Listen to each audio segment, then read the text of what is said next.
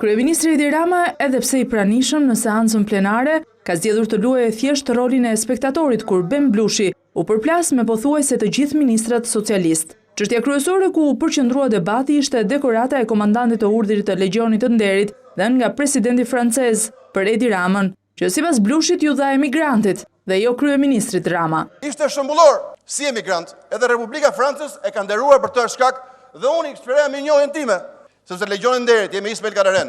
Këtu në Legion e Kujtje, Legion e Turbit me Mark Frokun, edhe me Vangjus Dakon, edhe me Elvis Roshin.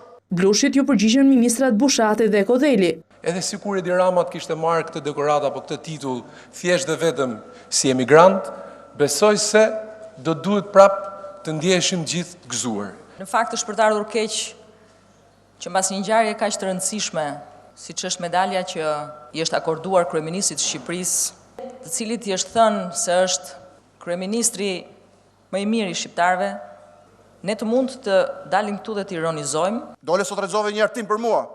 Herën e kaluar e kishte radhën ky, që nuk pari sot guxim, të dilte të thoshte të mbronte veten. Nxori mimin, nxori Ditmirin. Mundohesh të bësh shumë gjëra, po unë të këshilloj të bësh një gjë dhe ta bësh mirë.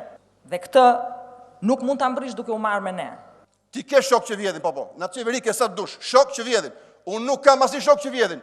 Kam pas shok. Dito që filluan të vjedhin, si kam më. Ja ky është ndryshimi mes meje edhe teje.